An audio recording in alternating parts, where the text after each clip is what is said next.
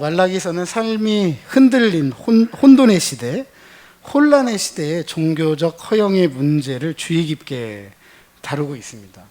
이 문제가 얼마나 중요하냐? 이 종교적 허영의 문제 때문에 하나님께서 이스라엘에 대해서 등을 돌리셨다. 그만큼 참 중요한 문제라는 사실을 우리가 알게 됩니다. 이 종교적인 허영의 문제는 결국 예배의 문제가 되고요. 또 예배의 문제는 삶의 문제가 되어버리고 말았습니다. 그러면서도 이스라엘 백성들은 무엇이 문제인지를 잘 알지를 못했어요. 끊임없이 하나님께서 우리를 어떻게 사랑하셨느냐, 또 하나님께서 언제 우리 편이 되주기는 하셨느냐, 이러면서도 너희가 나를 괴롭힌다, 하나님께서 이렇게 말하는데 이렇게 이야기합니다. 언제 우리가 하나님을 괴롭게 했습니까? 그런데 그런 하나님께서 이스라엘 백성들에게 이렇게 이야기합니다. 너희가 돌아오면 내가 돌아가겠다. 너희가 돌아오면 등 돌렸던 내가 등을 돌리지 않고 얼굴을 보겠다. 이렇게 이제 이야기를 하시는 것이죠. 그 돌아감의 대표적인 표현이 11조와 봉헌물이었습니다. 하나님을 경외하는 삶의 변화, 종교적 허영의 문제의 변화를 하나님께서 요구하셨던 것이죠. 물론 이스라엘 백성들이 11조나 봉헌물을 드리지 않은 게 아니에요. 드렸는데 하나님과 관계가 없었어요. 하나님과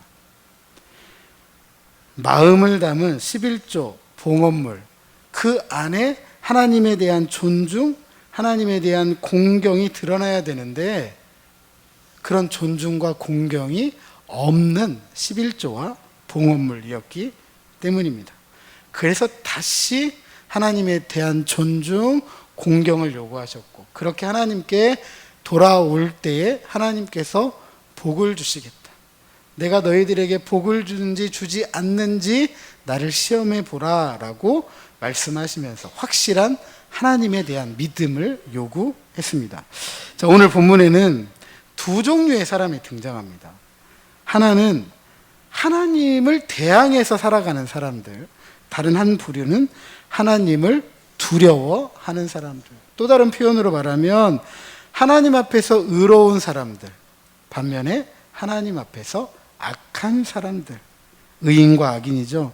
하나님을 섬기는 사람들, 하나님을 섬기지 않는 사람들.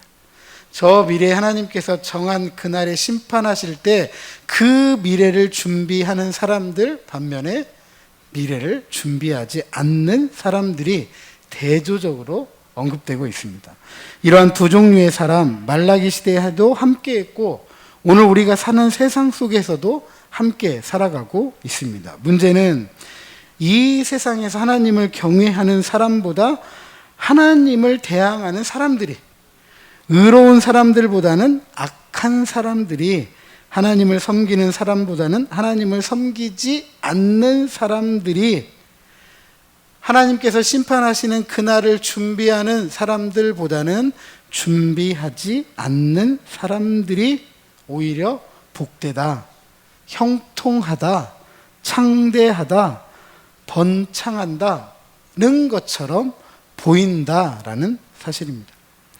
15절에서 이야기하고 있는 것처럼 교만한 자가 복되다, 악을 행하는 자가 번성한다, 하나님을 시험하는 자가 화를 면한다 라면서 비뚤어지고 왜곡된 세상을 누가 살아가고 있느냐?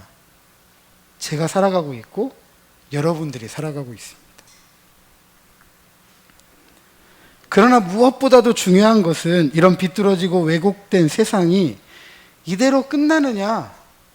하나님은 이렇게 끝나지 않는다라고 이야기합니다. 왜냐하면 하나님께서 오셔서 이 세상과 사람들을 심판하시겠다라고 작정하셨고 반드시 그 날은 오기 때문입니다.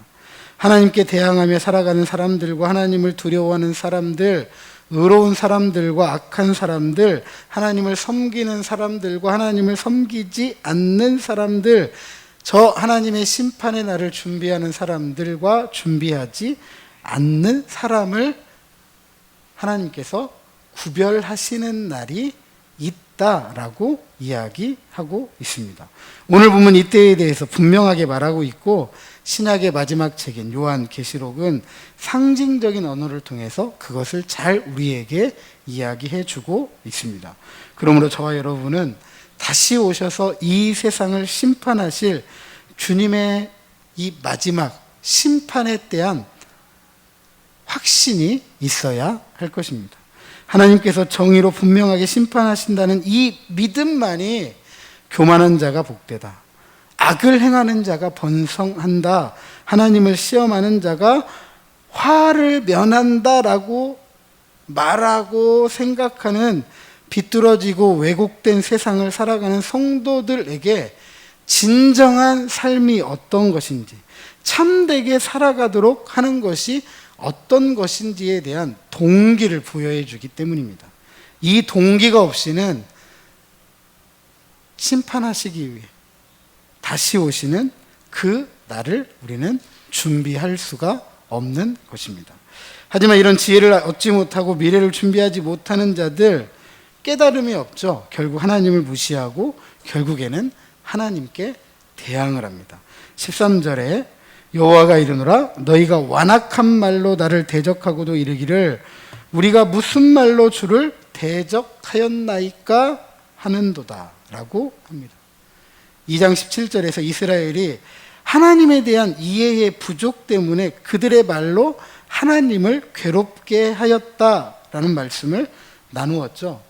이어서 언약의 사자가 임할 때 주어질 미래적인 성취를 통해서 하나님에 대한 올바른 이해의 중요성을 지적합니다.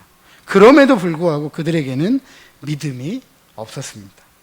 아담적 실존에 갇혀서 눈에 보이는 것이 전부였어요. 약육강식, 적자생존.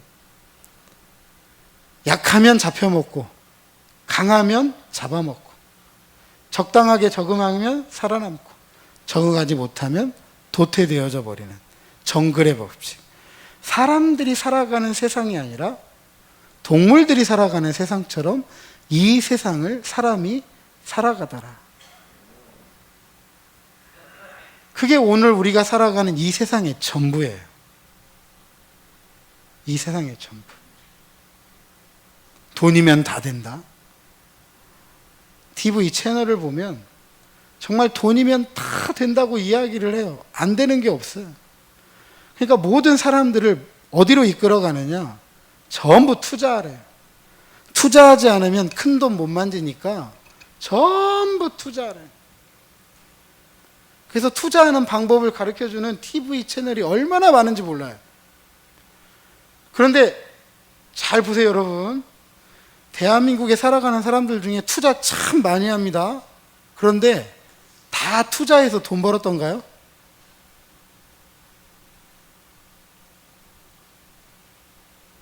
TV에서는 이렇게 하면 다 돈 번다고 이야기하는데 왜 우리가 살아가는 세상에서는 그렇게 가지고 돈 벌었다고 하는 사람들 그렇게 많이 보지 못하죠? 물론 여러분 없다라는 게 아니에요. 투자해서 돈 버시는 분들도 있어요. 그런데 투자했다고 다 버냐는 거죠. 근데 TV에 나오는 내용을 보면 투자하면 다 돈 벌어. 안 버는 사람이 한 명도 없어요. 그런데 우리가 살아가는 세상 속에서 경험적으로 알지만 투자했다고 다 돈 버는 거 아니에요.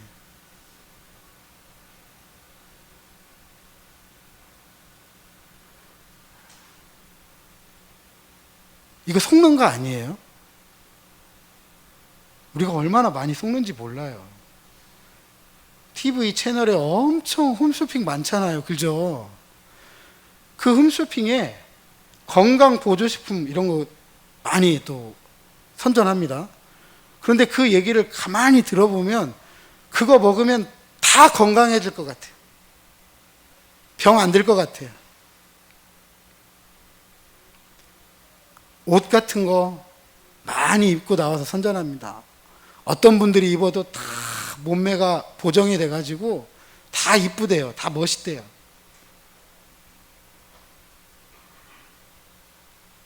근데 다 멋있고 이쁘던가요?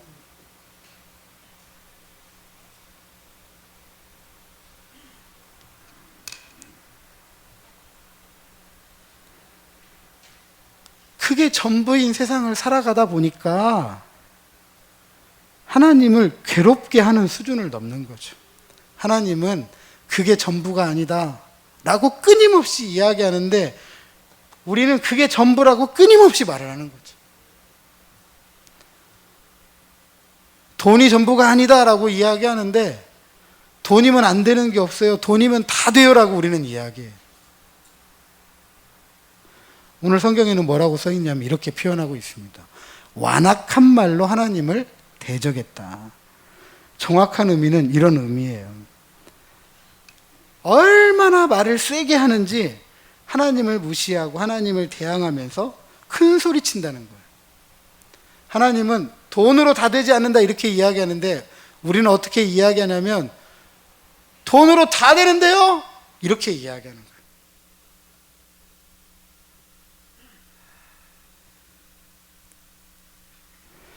신앙적인 이런 회의를 넘어서 하나님을 무시하고 대항하는 이스라엘이 그런 자신의 분수를 모르고 이렇게 묻는 거죠.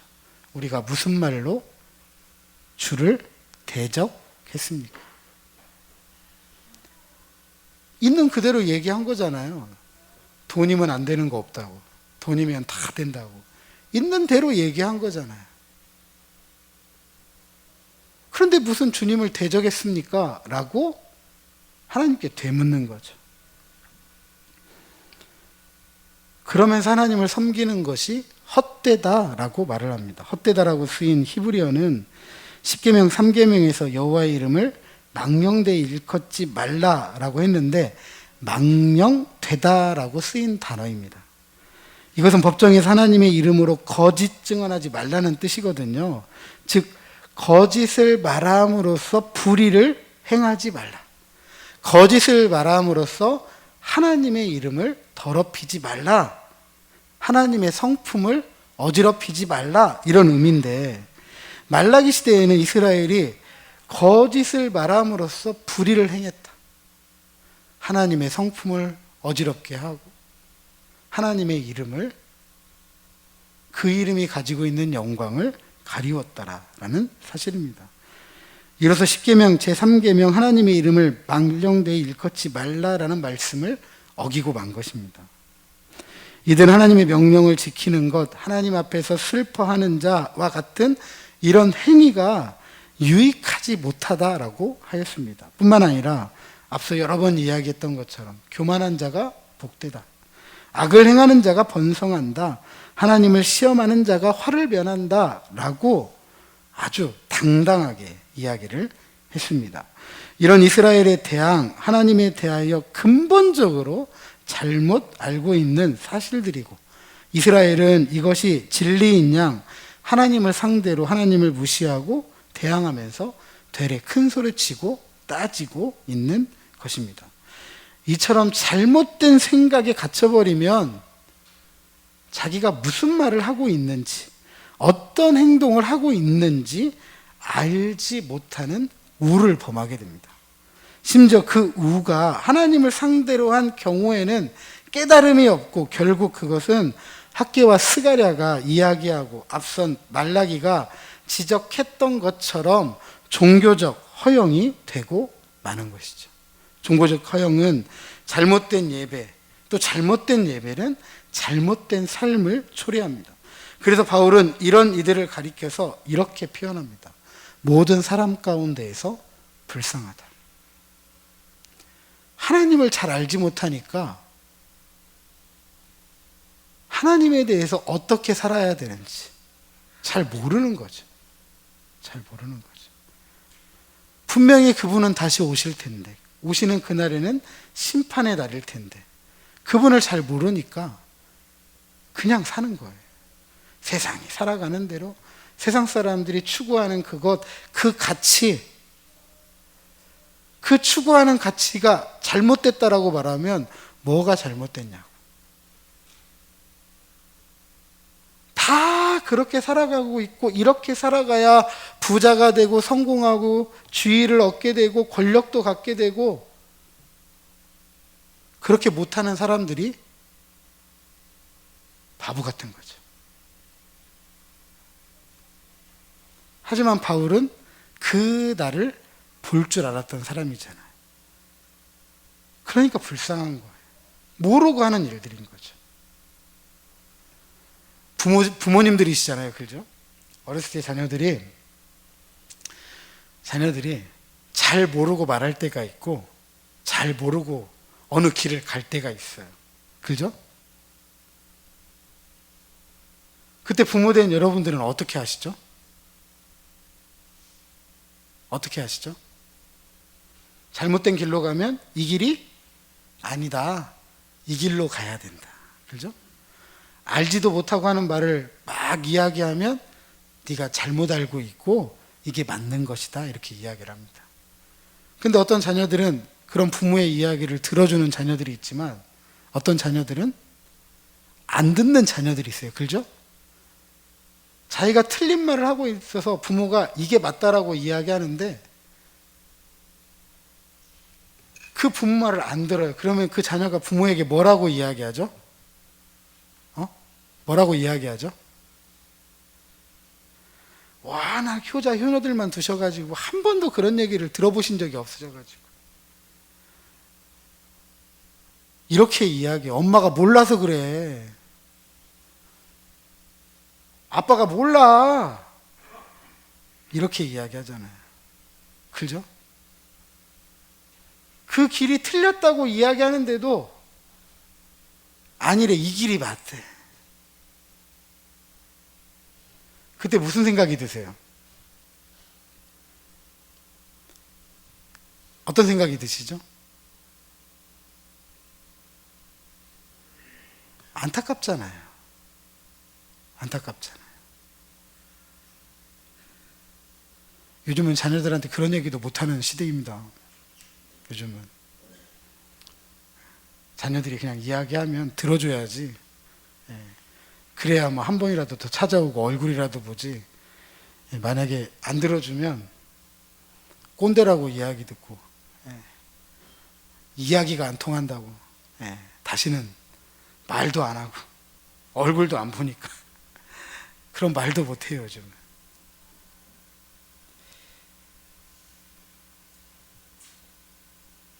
참 모든 사람 가운데서 불쌍하다라고 말했더니 바울의 표현이 딱 그런 것 같아요. 딱 그런 것 같아요. 망해가는 것을 보면서도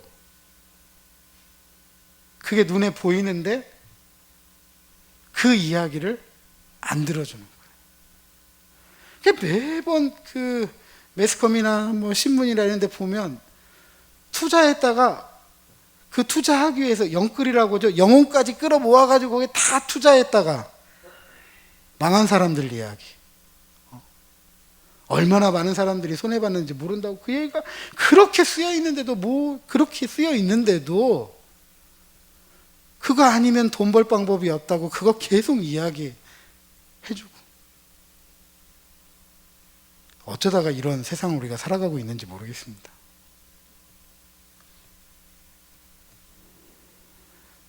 미국의 대공황이 그래서 생긴 거예요. 투자해서 모두가 돈 번다고 했는데 그래서 영혼까지 끌어모아가지고 투자했는데 전부 망해버린 거예요. 그래서 미국의 대공황이 온 거예요.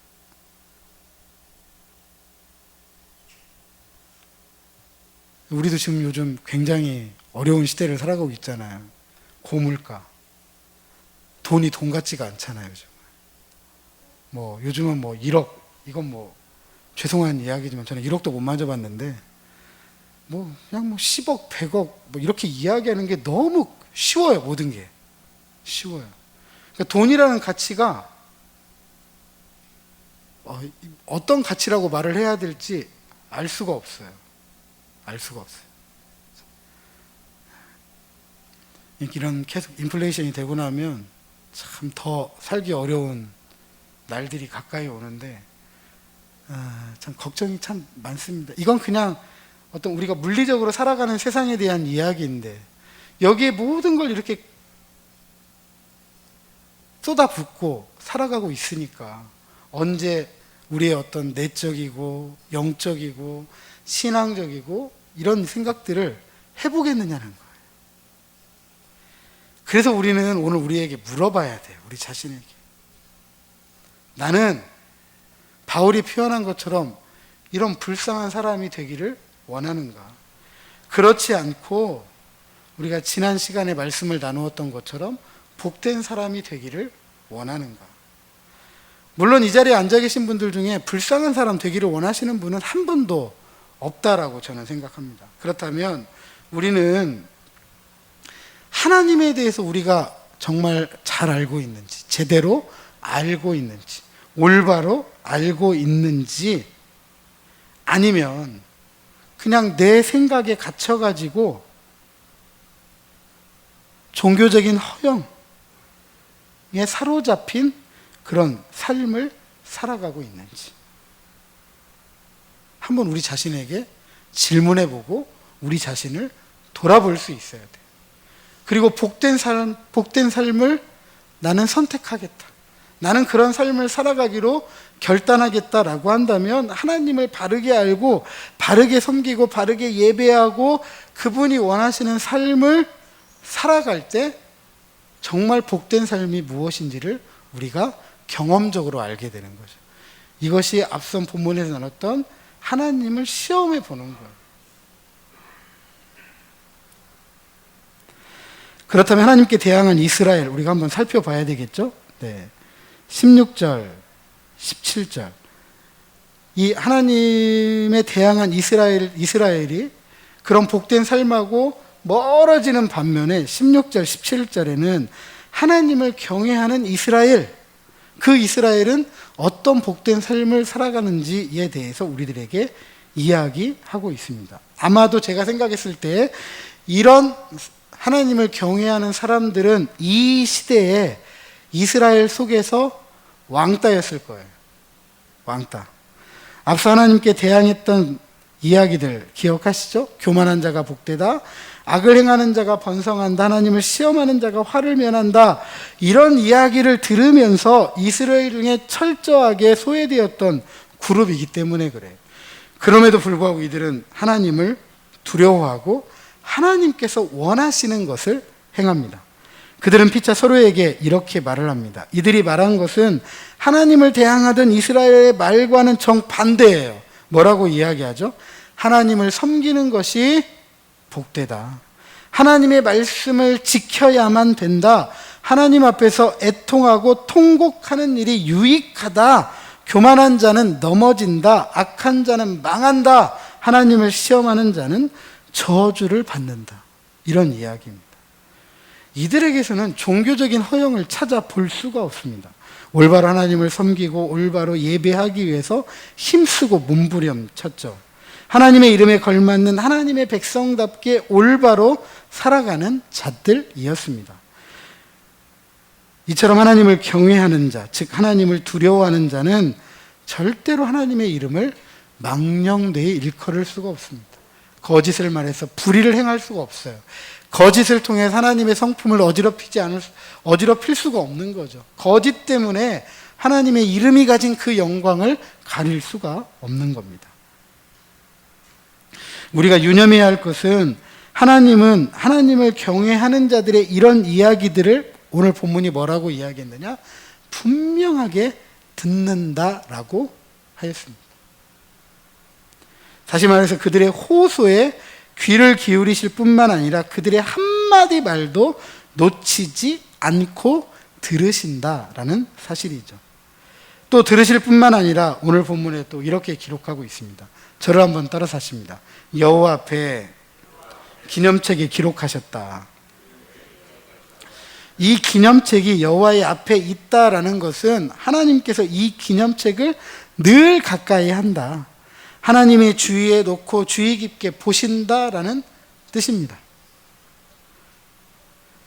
이처럼 하나님께서 이 기념책을 보시는 이유가 무엇일까? 왜 주변에 놓고 늘 가까이 대하실까? 그것을 왜 보실까? 보신다라는 이야기는 무엇인가 행동을 전제로 하는 거죠. 보고 난 다음에 뭘 하겠다라는 거예요. 그렇다면 어떤 행동을 초래할까? 그 결과가 무엇일까? 우리 17절 같이 한번 읽어보도록 하겠습니다. 17절입니다. 시작.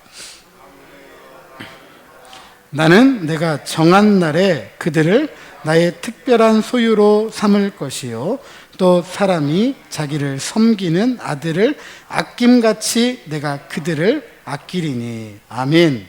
하나님을 경외하는 자들과 하나님을 경외하지 않는 자를 분별하는 날, 구별하는 날, 그 정한 날에 기념책에 기록된 하나님을 경외하는 자들을 하나님께서 무엇 하시겠다? 특별한 소유로 삼으시겠다. 자기 아들을 아끼는 아버지같이 자기 백성을 하나님께서 아끼신다라고 하였습니다. 이들을 하나님은 내 소유이다, 내 것이다, 특별하다, 보배롭다라고 이야기하는 것입니다. 다시 말해서 하나님께서 자기가 택한 백성들에 대해서 다시 없는 보물과 같이 소중히 여기신다라는 사실입니다. 베드로는 하나님의 은혜로 이처럼 구원받은 그리스도인들에 대하여 이렇게 기록합니다. 베드로전서 2장 9절 말씀에 너희는 택하신 족속이요 왕같은 제사장들이요 거룩한 나라요 그의 소유가 된 백성이니 이는 너희를 어두운 데서 불러내어 그의 기이한 빛에 들어가게 하신 이의 아름다운 덕을 선포하게 하려 하심이라. 고대에는요, 이렇게 특별하게 선택받은 사람들이 몇 사람이 있었어요. 고대에는. 그 대표적인 사람이 누구냐 하면 왕이에요, 왕. 그래서 왕을 뭐라고 표현했냐면 신의 아들이라고 표현을 했어요. 신의 아들. 또 어떤 사람들이 특별한 사람이냐? 성전에서 종교적인 제의를 담당했던 제사장들. 이런 사람들. 이런 사람들은 가까이 할 수 없는 사람들이에요. 일반 평민하고는 전혀 다른 세계를 살아가는 사람들. 저 사람들에게는 이 사람들은 어떤 사람들이었냐면 신적인 세계를 살아가는 사람들로 여겨졌어요. 그런데 오늘 본문에 뭐라고 이야기하느냐? 하나님을 경외하는 자들을 어떤 존재로 삼으시겠다는 거예요? 신적인 존재로 삼으시겠다. 요한은 이런 신적인 존재를 뭐라고 표현하느냐? 이렇게 표현합니다. 하나님의 자녀이다. 하나님의 자녀가 되는 권세를 주시겠다. 하나님의 자녀가 누구예요? 우리고 하나님의 자녀가 되는 권세는 바로 신적인 권세. 저 고대에서는 생각할 수 없었던 자리를 누구에게 주었느냐? 우리에게 주셨다는 거죠. 아멘. 아멘.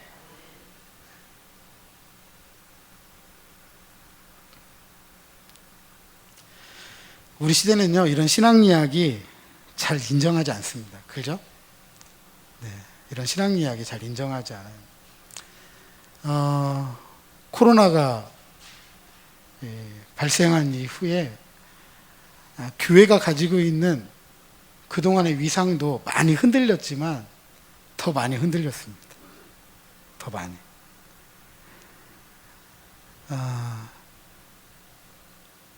공무원으로 있으면서 기독교인이라고 말하지 못하는 그런 시대를 우리가 살아갑니다. 이렇게 물어봐요. 교회 갔다 왔냐고. 아니, 기독교인이니까 교회 가는 게 너무나도 당연한 일인데 교회 갔다 왔냐고 물어봐요. 왜 물어볼까요? 마치 교회가 코로나의 온상인 양, 교회 갔다 오면 같이 어울릴 수 없는 사람인들 양, 이런 식의 대우를 받고 있어요. 이런 식의. 이건 굉장히 제가 약하게 말을 한 거고, 인터넷이라는 공간에 보면 정말 귀에 좀 담지 않아야 되는, 우리가 듣지 않아야 되는 엄청난 이야기들이 쏟아져 나오는데 감당이 안 됩니다. 제가 요즘은 안 봐요. 처음에는 보다가 요즘 보지 않습니다. 보다가 제가 쓰러질 것 같아요. 보다가. 뭐 이런 이유는 많이 있을 거라고 생각되지만, 물론 뭐 그 이유가 우리의 신앙과 어울리지 않는 삶의 결과이고 책임이기도 합니다. 그런데 이것은 어느 개인이나 어느 공동체에 대한 일탈에 대한 문제이지 모두가 그런 건 아니잖아요. 그런데 너무 일반적으로 모두가 그런 것처럼 이렇게 말을 하는 것 자체가 참 너무 어이가 없을 때가 참 많이 있습니다. 어느 누가 일부러 남에게 피해를 주기 위해서 이런 일을 하겠어요. 그죠? 김장하러 오는데, 나 김장하러 올 때 코로나 바이러스 묻혀가지고 와가지고 우리 가족들에게 전염시켜야 되겠다, 이런 분이 누가 있어요? 모르고 김장 도와주러 왔다가 그 안에서 그런 일이 벌어지는 거잖아요. 그죠? 모두 김장하는 모든 사람들이 다 그런 거 아니잖아요. 그러잖아요. 그러니까 어느 일부 어떤 종교 시설, 어느 교회에서 그런 일이 있다고 하더라도 원해서 그렇게 되는 건 아니기 때문에 우리가 이런 식으로 사람을 대해서는 안 되는 거죠. 어떤 신앙에 대해서. 그러니까 우리의 신앙 어떤 전체를 폄훼하는 것은 굉장히 부당한 일이에요. 부당한 일.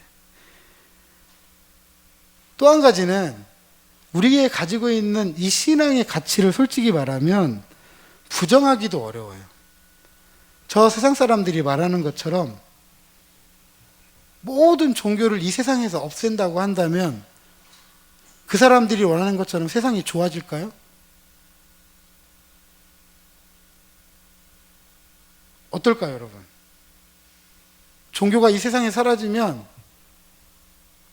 흔히들 말하는 유토피아가 임할까요? 최소한 종교가 있기 때문에 사람들이 더 악해지지는 않는 거예요. 뭐가 옳은지, 뭐가 그른지 최소한의 기준은 되어줄 수 있는 거예요. 그러니까 신앙 자체의 가치를 이렇게 폄하하면 안 돼요. 저 세상에 있는 사람들도. 그리고 우리도 마찬가지예요. 우리가 가지고 있는 신앙, 우리만 가지고 있었던 게 아니라 이전에 오랜 세월 동안 수세기를 걸쳐서 이 믿음을 지켜왔던 신앙의 이야기예요. 그러면 수세기 동안 이렇게 지켜왔던 신앙의 이야기가 우리가 생각하는 것처럼 아무런 가치가 없었다라고 한다면 오늘날까지 이 신앙 이야기가 전해졌을까요? 이미 없어졌죠. 그러니까 저 사람들이 얘기하는 것처럼 우리가 가지고 있는 신앙의 가치가 저렇게 쉽게 폄훼될 만한 이야기는 아니다라는 것은 분명합니다. 그러니까 부정할 수 없는 이 신앙의 가치를 우리는 어떻게 해야 되느냐? 확실하게 보여줄 수 있어야 되죠. 신앙이라는 것이 있기 때문에 이렇게라도 할 수 있다라는 것을 보여줄 수 있어야 돼요. 어떻게 보여줄 수 있을까? 간단하게 말하면 이렇게 표현할 수 있어요. 하나님의 이름에 걸맞게 살아가는 거예요.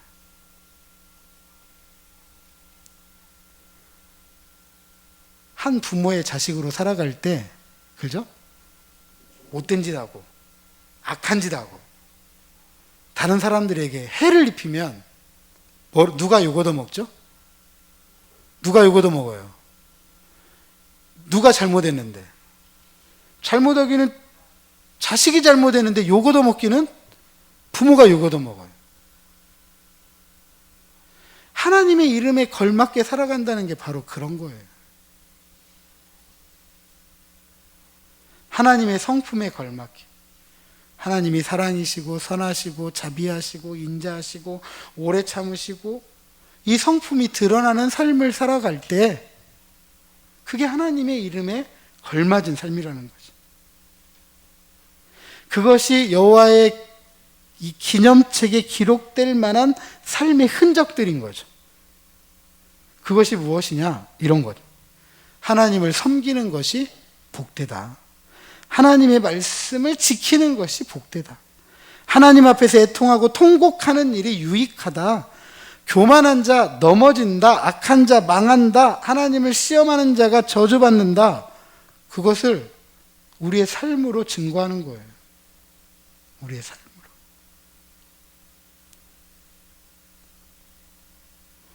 그래서 우리 신앙인들의 삶은 우리의 신앙을 증거하는 가장 강력한 방법이에요. 입으로 말하는 건 한계가 있어요. 그죠? 입으로 말하는 건. 하지만 삶은 흔적이 되는 거죠. 아, 저렇게 살면 저렇게 되는구나. 흔적이 되는 거예요. 자, 사랑하는 성도 여러분, 오늘 우리가 이 본문을 읽으면서 한번 생각해 봐야 될 게 있는데요. 바로 이건 것 같아요. 우리가 유념해야 될 것 이건 것 같아요. 하나님을 대항할 때도 말로 합니다. 우리가 무슨 말로 주를 대적했습니까? 하나님을 경외하는 것도 말에서 시작돼요. 하나님을 경외하는 것이 복되다. 하나님의 말씀을 지키는 것이 복되다. 하나님 앞에서 애통하고 통곡하는 것이 유익하다. 말에서 시작하잖아요. 마음은 오직 하나님과 나만 알아요. 그죠? 여러분 제 마음 아세요? 잘 모르시잖아요. 저도 여러분들의 마음을 잘 몰라요. 말해주지 않으면. 그 마음은 하나님과 우리만 아는 거예요. 그런데 이 마음이 말로 드러날 때 주변 사람들이 그 사람을 알게 되는 거예요. 아, 이 사람은 이런 사람이구나. 우리가 하나님을 이야기하고 우리 신앙 이야기하면 저 사람이 나를 뭘로 알아요? 아, 저 사람은 예수 믿는 사람이구나, 교회 다니는 사람이구나, 기독교인이구나 아는 거예요. 그러니까 말은 그 사람의 생각, 그 사람의 마음을 표현하는 거예요. 그래서 마태복음 12장 37절에 보면 네 말로 의롭다함을 받고 네 말로 정죄함을 받는다 그랬어요. 의롭다, 의롭지 못하다 어디에서 시작하느냐? 말에서부터 시작한다는 거예요. 하나님께 대해서 우리가 무슨 말을 하느냐에 따라서 악인, 불쌍한 사람이 되기도 하고 의인, 하나님을 아끼시는 특별한 소유가 되기도 하는 것입니다. 또한 우리 신앙의 가치를 드러내는 시작이 말 한마디부터 시작한다라는 의미이기도 합니다. 물론 하나님의 이름에 걸맞은 하나님의 백성다운 삶은 마음에서 시작해요. 그리고 그것이 삶으로 드러나는 것이 무엇이냐 하면 말입니다. 그래서 말 조심해야 돼요. 야고보는 한 우물에 쓴물과 단물이 같이 할 수 없다. 찬양과 저주가 함께 할 수 없다라는 것을 우리에게 권면합니다. 우리가 성경을 읽은 대로, 말씀을 들은 대로, 그리고 읽고 들어서 깨달은 대로 말하고 말하는 대로 살아가는 것이 참 중요해요. 이런 삶이 하나님을 경외하는 것이고 하나님을 존중하는 것이고 하나님의 이름이 거짓되지 않도록 하는 것입니다. 그러므로 경건생활은요, 말 한마디부터 시작합니다. 말 한마디부터. 자, 우리 옆에 있는 분들에게 권면하십니다. 말 한마디부터 잘합시다. 조금 어렵죠? 좀 쉽게 할게요. 자, 한 번 더 권면하십니다. 말 조심합시다. 네, 이게 확실하네요.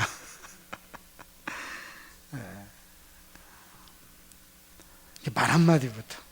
우리의 신앙의 모습도 말 한마디부터 시작된다라고 생각한다면 매 순간순간이 조심스럽잖아요. 매 순간순간. 부디 경외의 대상, 존중의 대상이 되시는 하나님에 대한 풍성한 암, 올바른 암, 그리고 그 은혜를 우리의 입으로 말하고 또 우리가 서로가 이 말씀의 능력과 은혜를 힘입어서 살아갈 때 저 미래를 준비하는, 하나님께서 가져오시는 저 심판의 날을 준비하는 하나님의 자녀, 하나님의 백성들로 살아가서 하나님께서 아끼시는 특별한 소유, 그 소유로서 복된 교회 이루고 복된 영광을 받아들이는 저와 여러분, 우리 모두가 되시기를 주님의 이름으로 축복합니다.